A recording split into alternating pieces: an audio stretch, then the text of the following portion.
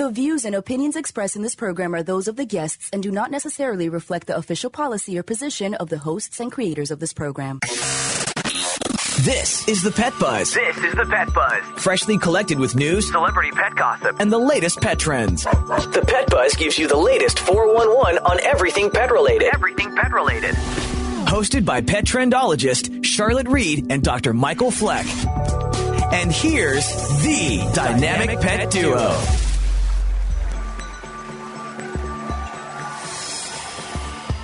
Greetings from our studios in Sarasota, Florida. We welcome our listeners who tune in each week from around the world to listen to the Pet Buzz, the best in pet talk radio.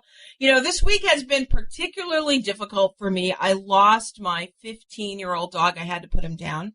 His name was Thames. In the last year or so, his health has really deteriorated. So he went peacefully late Sunday afternoon.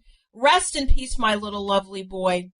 Remember that your mother loves you and that when you get to Rainbow Bridge, your grandparents, your brother Hudson, the baby Sophie, and dear Uncle Lee with Scooter will be waiting for you. Rainbow Bridge is a place. There is endless play, treats falling from the sky, dog toys galore, and dogs frolicking in fields and dog parks. I know it's hard to lose a dog or a cat because they're such a beloved family member. And to all of you who have lost your dog this year, you're in my thoughts and my prayers. And this show is dedicated to Thames. You can see pictures of him on our social media pages. On a happier note, let's kick off the show, Dr. Fleck, with our weekly countdown, okay? Yes. Well, in segment 4, we're talking with Finn Williams, whose water-loving cat is now a top model for pet and water sport brands and will soon be featured in a commercial. We're going to find out how he did it. In segment 3, Charlotte and I are talking with the Humane Society's John Goodwin about their investigation of Petland, the national retailer, about their selling of sick puppies at premium rates. And 2, in this portion of the show, I always dish about celebrities and their pets. And I talk about common medical problems that dog and cat owners should be aware of.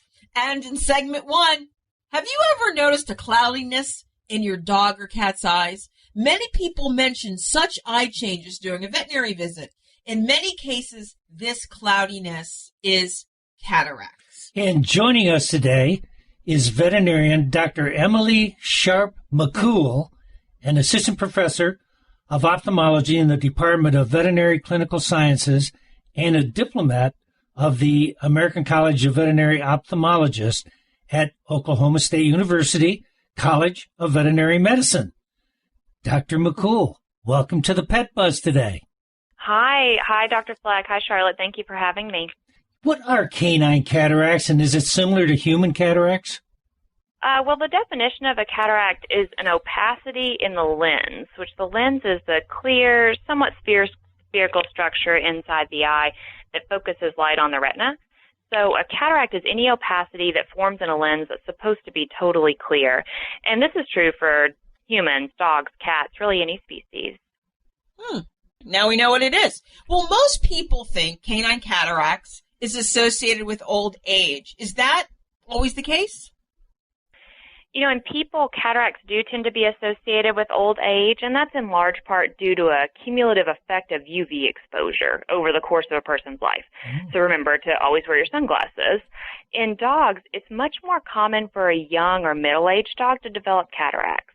And that's because the most common reason for a dog to develop cataracts is that they're hereditary, or a gene has been passed down to them that puts them at increased risk of developing cataracts.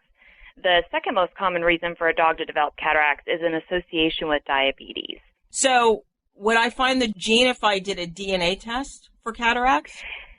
Most commonly, no. There are a few genetic tests out there for cataracts in dogs, but not very many breed-specific ones. So what are the early signs of this eye malady in dogs? Well, if you have an advanced cataract, that'll make the pupil, which normally looks black, look white. Other signs to watch for would be if your dog is showing signs that he or she is having trouble seeing, such as difficulty finding a toy, bumping into objects, or maybe difficulty navigating stairs. When the cataract is very small, it is likely you won't notice any problems with your dog's eyes.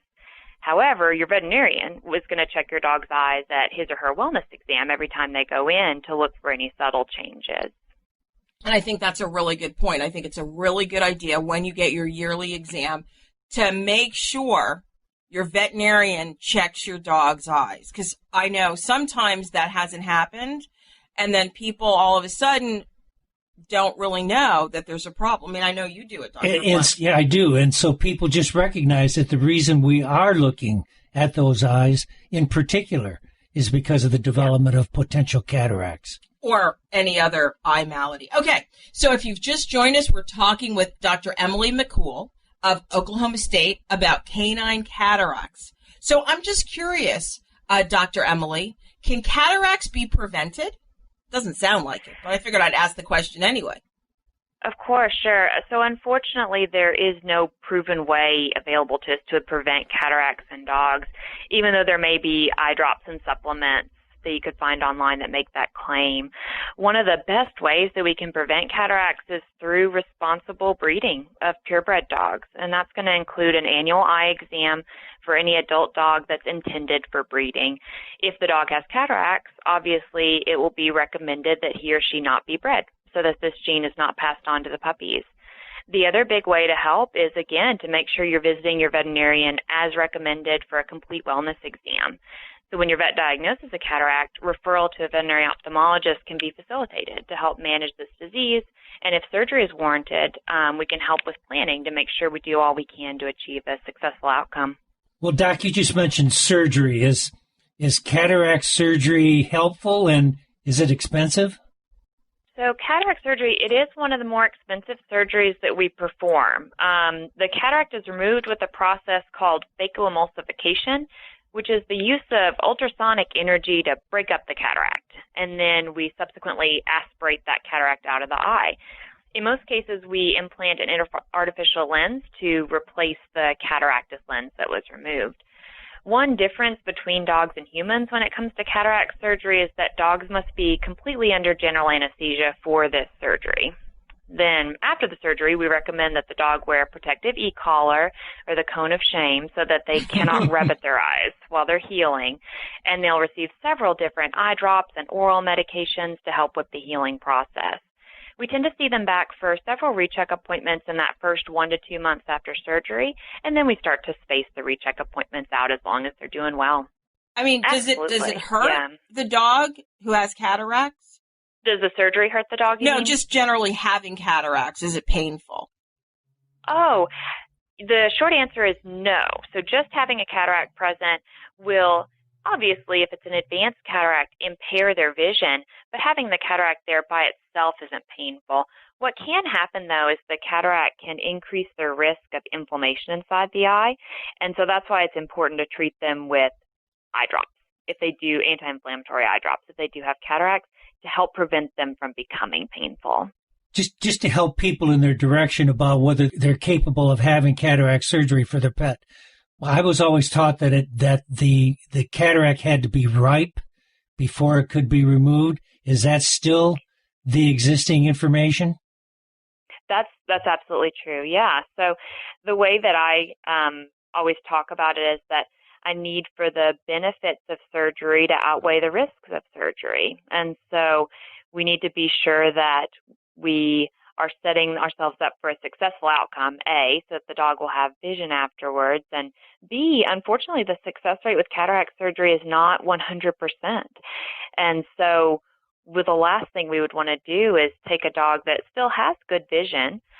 If we did cataract surgery and it wasn't successful for some reason, so if they got a complication afterwards that caused them to lose their vision, then at that point, it doesn't seem like the benefits of it outweighed the risks.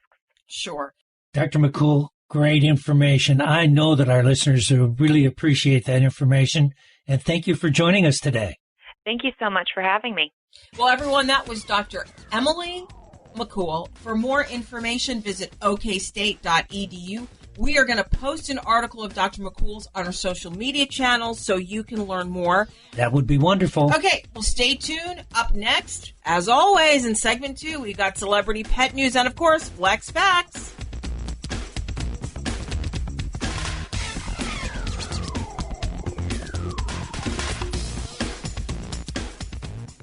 What would you do with 2.5 more years with your dog? 2.5 more years of fetch, of walks, of love. Studies show that overweight dogs live 2.5 years less on average than dogs at a healthy weight. But Slim Paws is here to help. Veterinarian recommended weight loss in 1 daily chew for your dog. Slim Paws, for the long, healthy life of your dog.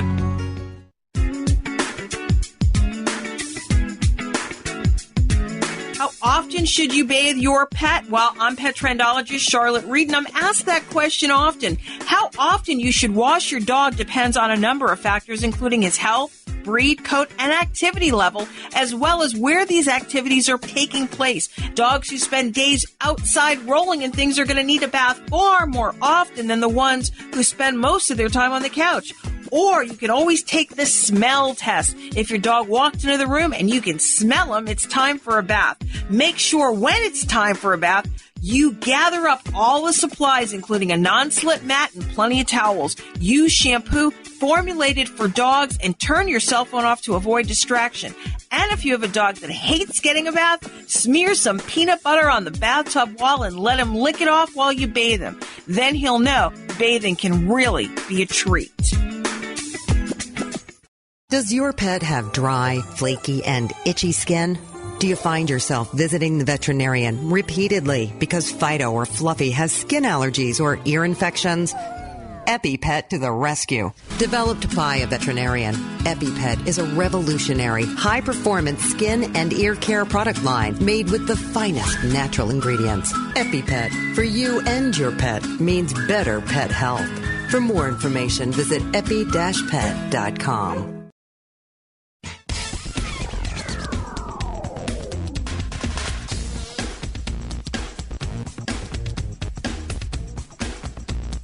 Thank you so much for joining the Pet Buzz. This show is hosted by the Pet Dynamic Duo.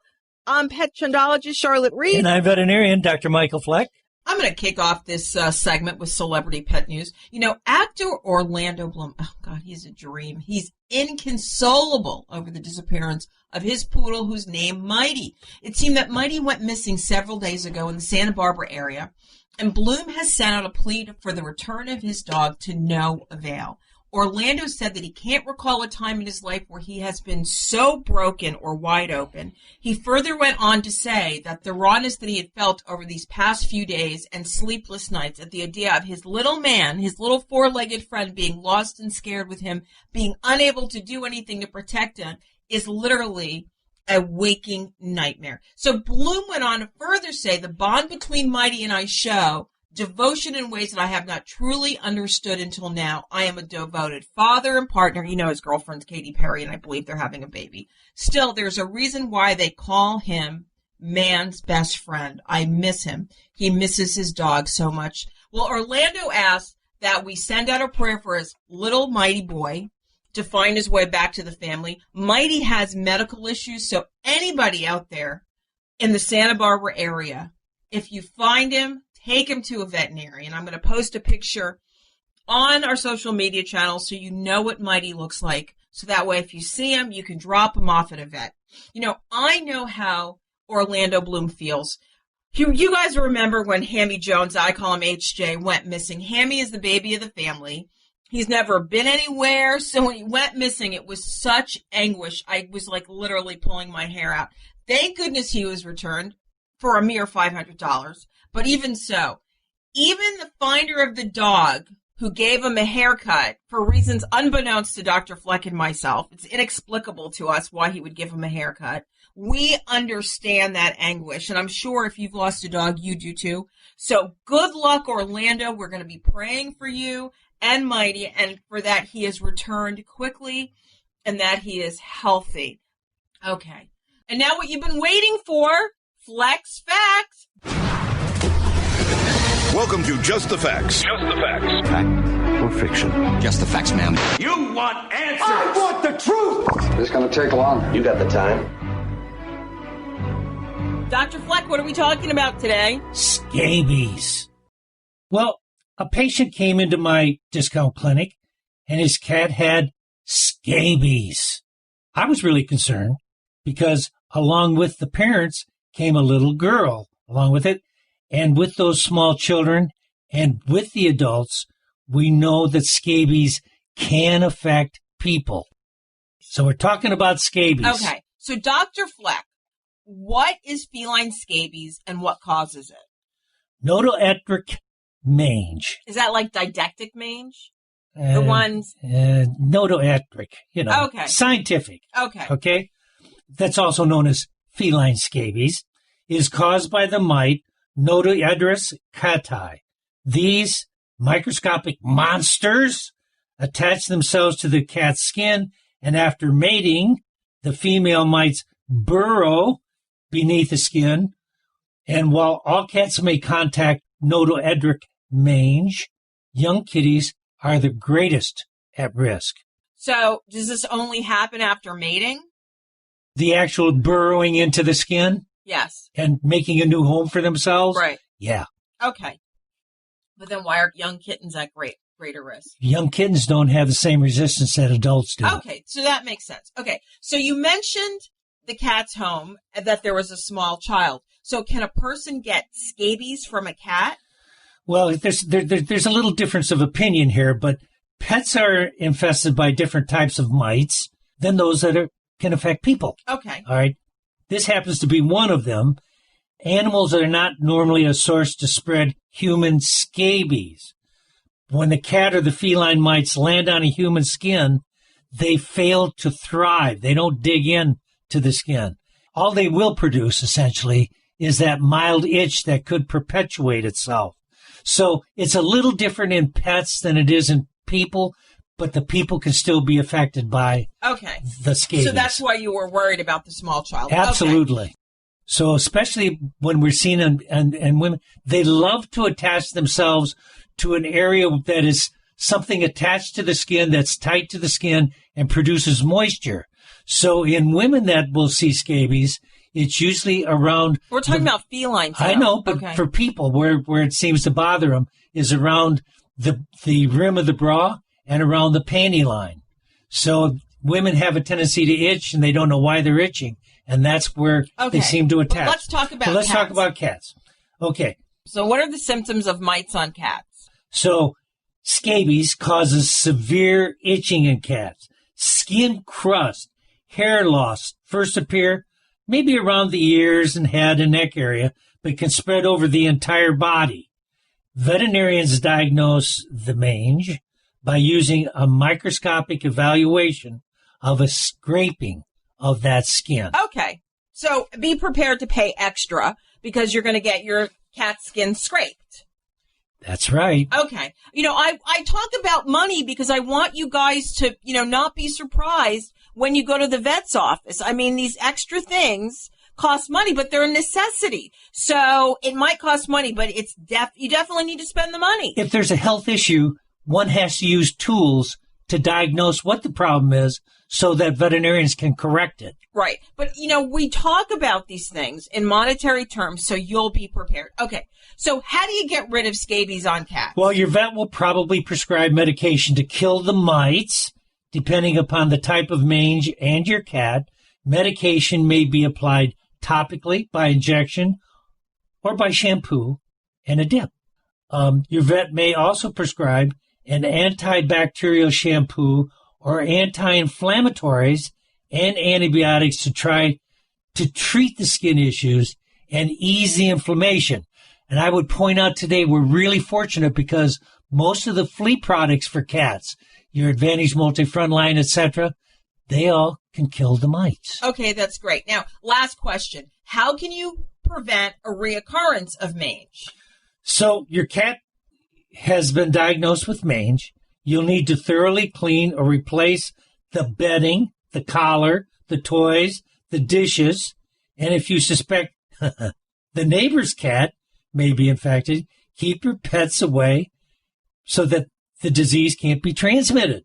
That makes sense, doesn't it? Yeah, sure. Okay. So bring your cat to the vet as directed and with rechecks to make sure that it's completely removed and ensure that the mites have been eradicated for good. That totally makes sense to me. Anything else? That's all the Flex Facts for this week. Well, that was a great segment. Really helpful, really interesting. So I want everyone to stick around because, there's more of the very informative Pet Buzz coming up very soon. We're going to take a commercial break, but I bet you can't wait for my I Likey of the Week. So, I'm Rex. Hi. Normally, I'm pretty nervous when my human, they put me in the back of the car, and I hear that word, vet. But, I don't know. This Dr. Fleck guy, he seems like he could be okay. I might even get a treat.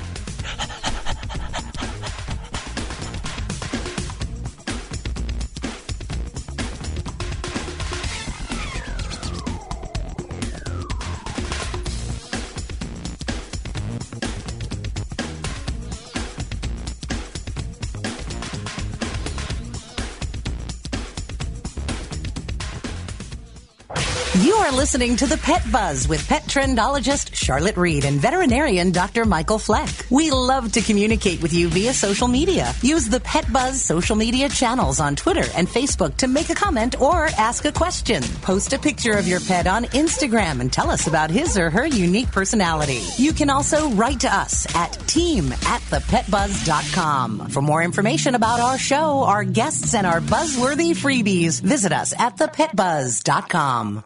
ThePet knows there's a lot in your life that you worry about. We want to make sure your pet's flea and tick protection isn't one of them. ThePet offers vet-quality flea and tick protection that has the same active ingredients as leading brands like Canine Advantix 2 and Frontline Plus, but that cost much less, which means you can give your pet total flea protection worry-free. And the best part is, you can get ThePet flea and tick topicals delivered right to your door when you shop on ThePet.com. ThePet, helping you and your pet live your best life.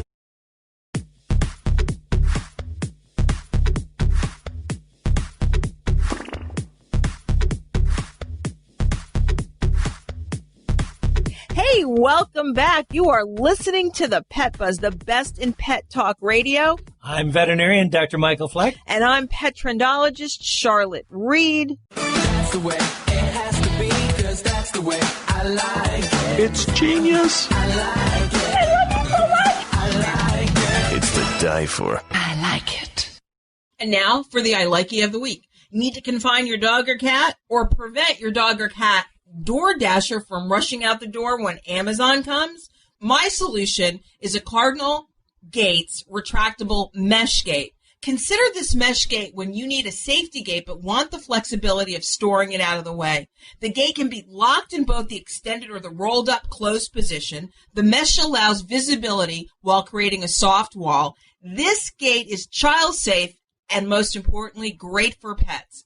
Keep the gate retracted and out of the way when not in use, or easily remove it from the mounting brackets and store for later use. There are no obstructions to your path while this gate is retracted.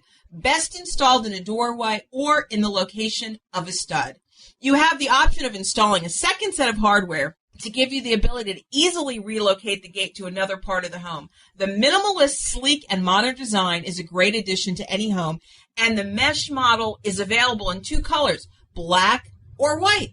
Check it out at cardinalgates.com. That's CARDINALGATES.com. We're going to post one of these great Cardinal mesh gates on our social media channels so you can have a lookie.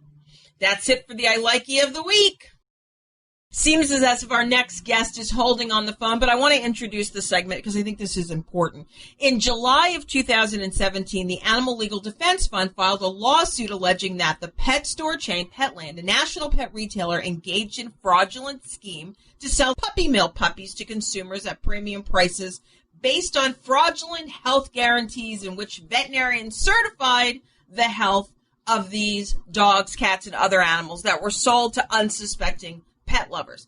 Then a few months later, additionally 2 months later, on September 11 of all days, that same year, the Center for Disease Control announced that it was investigating a multi-state outbreak of human Campylobacter bacteria linked to puppies sold at Petland stores. So the illness associated with the outbreak dated back to September 2016 and has affected people in Florida, Kansas, Missouri, Ohio, Pennsylvania, Tennessee, and Wisconsin.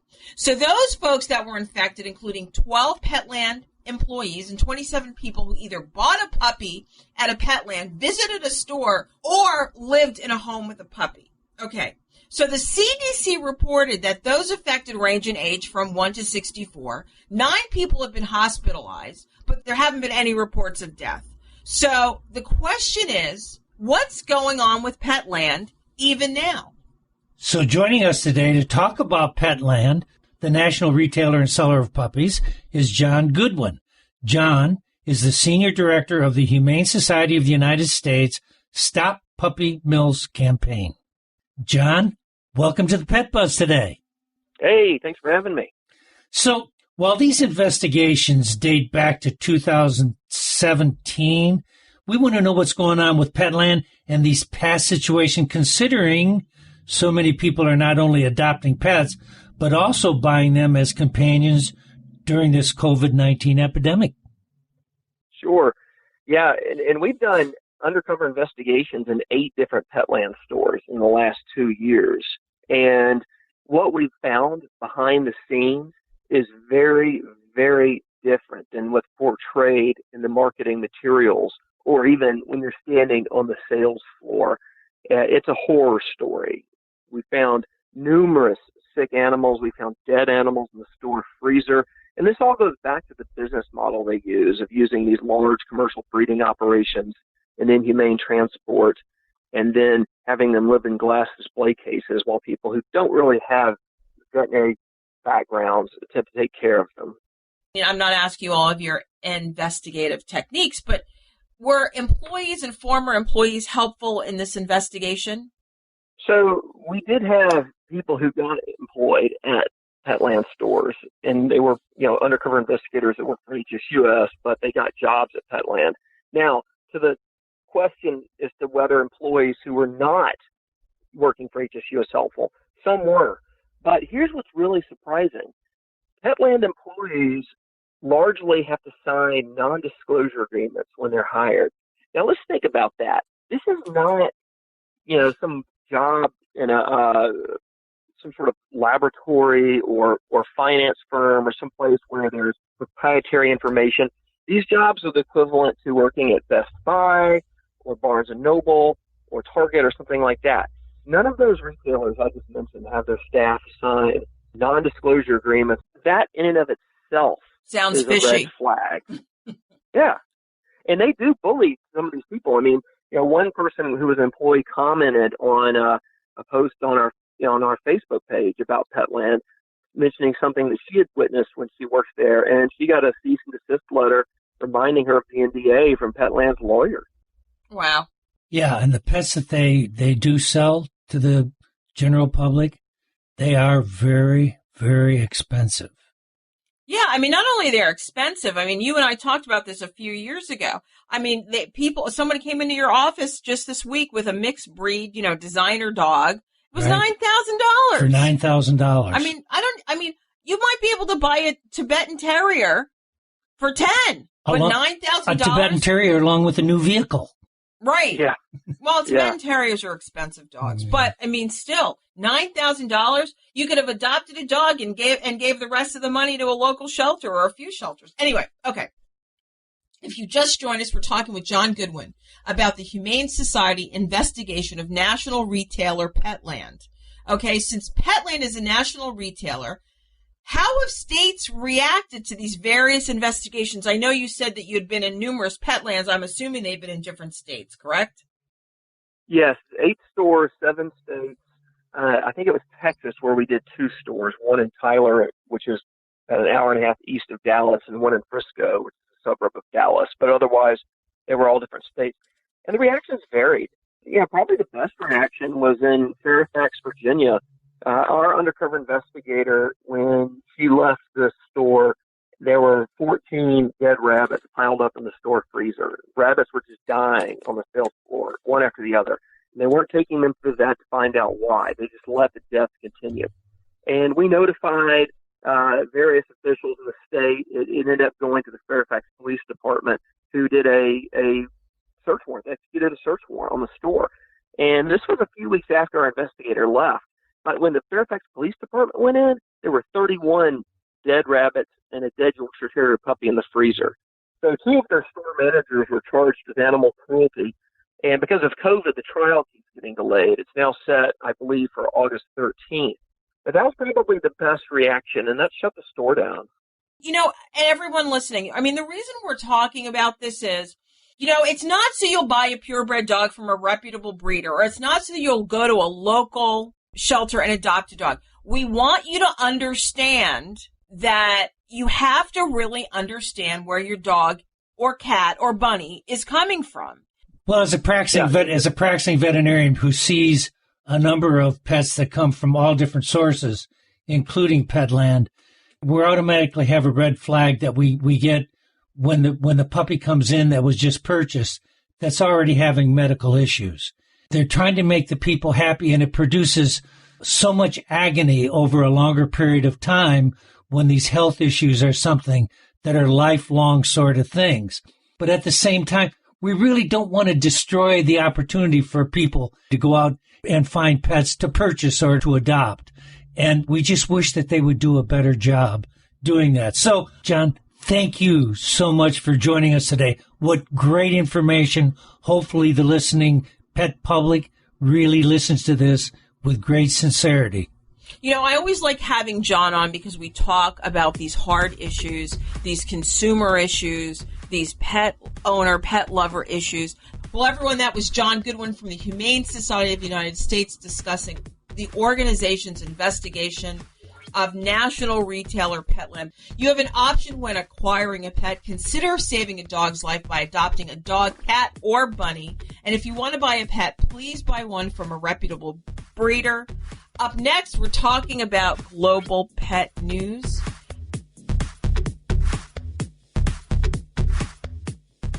You are listening to The Pet Buzz with pet trendologist Charlotte Reed and veterinarian Dr. Michael Fleck. We would love to communicate with you via social media. Use the Pet Buzz social media channels on Twitter and Facebook to make a comment or ask a question. Post a picture of your pet on Instagram and tell us about his or her unique personality. You can also write to us at team@thepetbuzz.com. For more information about our show, our guests, and buzzworthy freebies, visit us at thepetbuzz.com. ThePet knows there's a lot in your life that you worry about. We want to make sure your pet's flea and tick protection isn't one of them. ThePet offers vet-quality flea and tick protection that has the same active ingredients as leading brands like Canine Advantix 2 and Frontline Plus, but that cost much less, which means you can give your pet total flea protection worry-free. And the best part is, you can get ThePet flea and tick topicals delivered right to your door when you shop on ThePet.com. ThePet, helping you and your pet live your best life.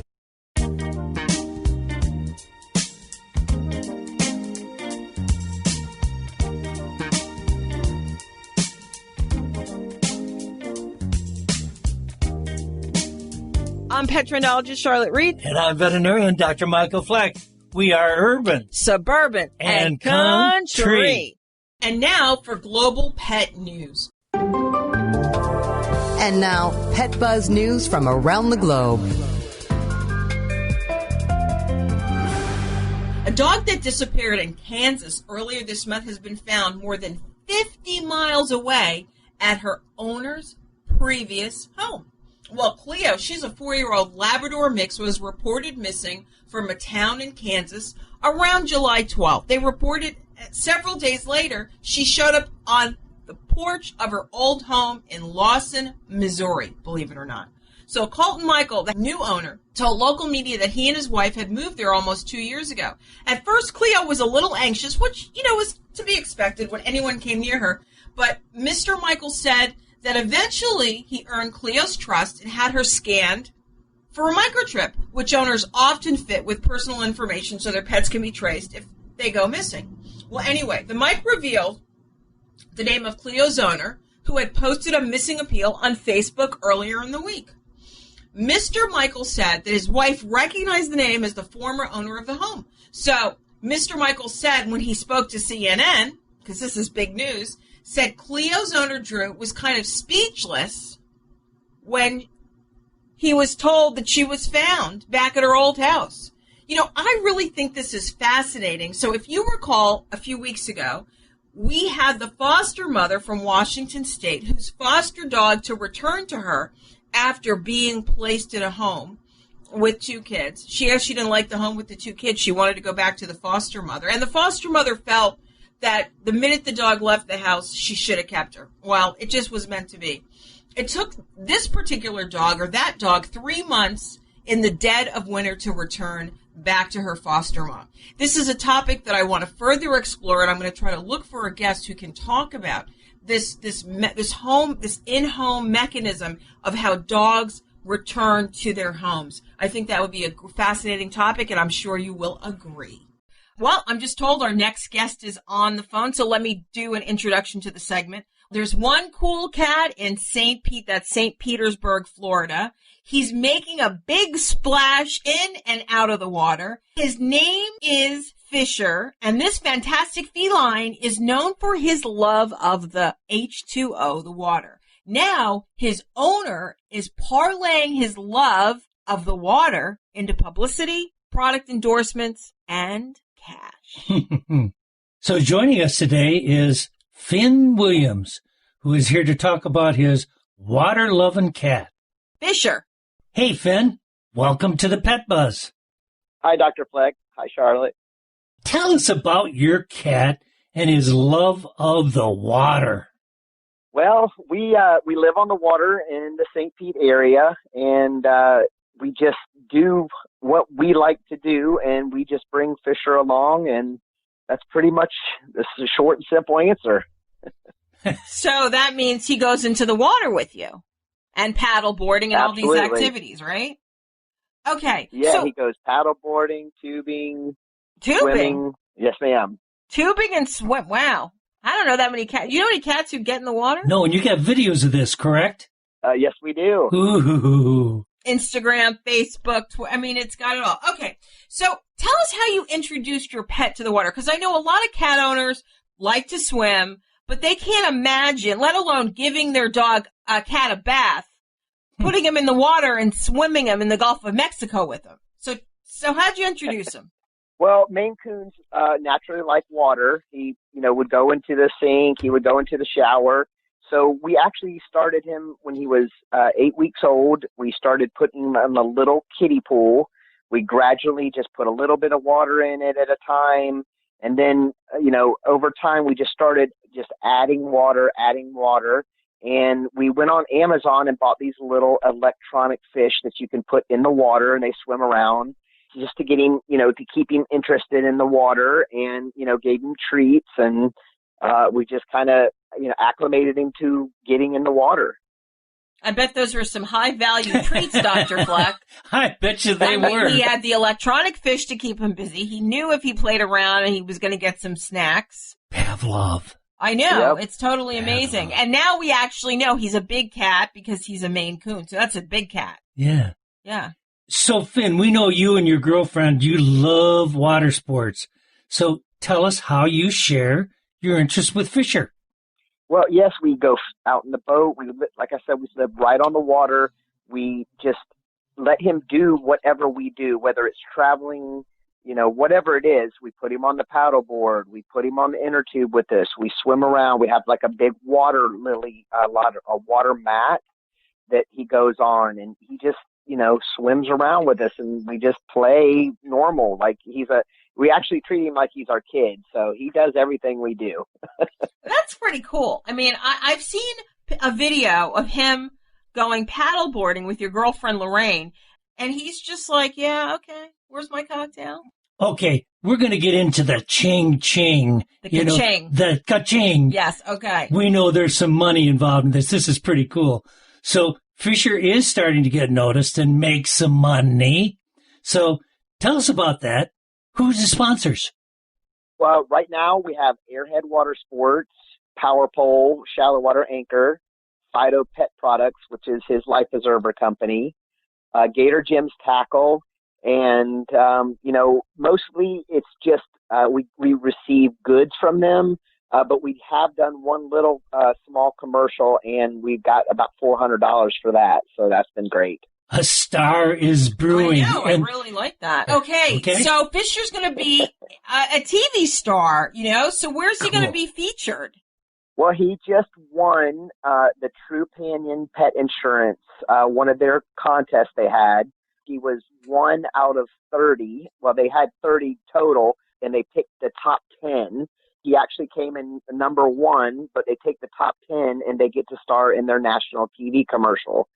So in the next probably 6 to 8 weeks, they're going to start filming that. Then you can see him on your TV. And then we could say, Dr. Fleck, we knew that. We know that cat. At the beginning of his celebrity development. We should say we recognize him. We'll have to have you come in. Once the commercial comes in, we'll have to have you bring him into the studio so we can pose for pictures with him. We like that. That's kind of fun. Absolutely. Oh my gosh, we have to get some more cat stuff. Yeah, he's just over the bridge. Yeah, he's just I only have one. I mean, this is so funny because we talked about this. Finn and I talked about this. How we do a lot of dog stuff on the show because it's hard to find cat stuff. And I'm looking around the studio, and I'm like, we have one of the antiques in the studio is it's in the corner over there, Dr. Fleck. Mm-hmm. It's a coat rack that's a cat. It's like a Halloween black cat. That's actually, we got to get some more cat stuff before Finn and Fisher come in. Well, Finn, absolutely. We are really looking forward for Fisher being on TV, and we want to thank you so much for sharing your time and Fisher's time with us today. Yeah, I mean, how many water-loving cats do you know? Not many, I know. I mean, so why don't you Maine Coon people out there, maybe you should get the ball rolling. I mean, you can't be Fisher, the original, but at least we could see what's going on. I mean, I don't know. I mean, I just love these human interest stories, these pet stories, and I wonder if Hayden, my Himalayan, would like the water. Probably not. The pool. Probably not. The Gulf of Mexico. Definitely not. He is used to getting a bath because he was a show cat. Okay. But let me think about it for a second. No, I don't think so. I definitely don't think so. Well, to learn more about Fisher, you got to check him out on Facebook at Fisher the Maine Coon. So you got to go to the Facebook page. You're going to see some great pictures and some videos. And maybe you guys out there will get some inspiration for activities with your cat.